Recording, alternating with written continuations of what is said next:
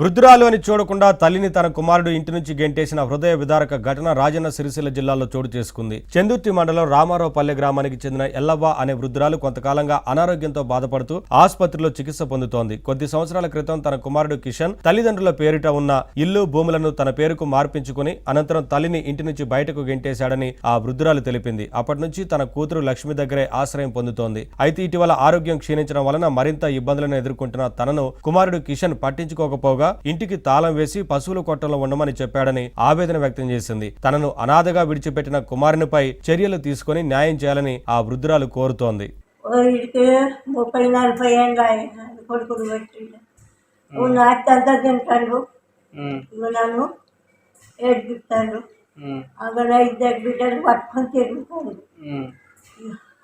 అటు దిక్కులేడు సచ్చిలేడు, నా భర్త పెట్టాడు అగ్గి, నాకు కూడా పెట్టద్దు. అడు నా ముఖం చూడద్దు, అడు నాకు అగ్గి పెట్టద్దు. వాడు నా కొడుకు కాదు, ఎన్నడో పోయిండు. న్యాయం చేయండి.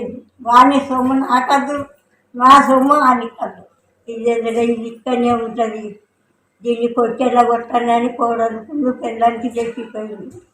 మనవడు దొరకబట్టిండు. కొడుకు కోడలు ముగ్గురు కలిసి కొట్టిండు. టౌన్లో పోతే 2 సార్లు టౌన్ పోయినా.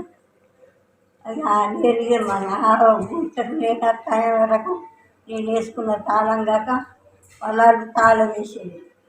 అయ్యో ఎక్కడ వాళ్ళు వంటవరు అంటే వాళ్ళ కష్ట కొత్తలో వండుకున్నాను.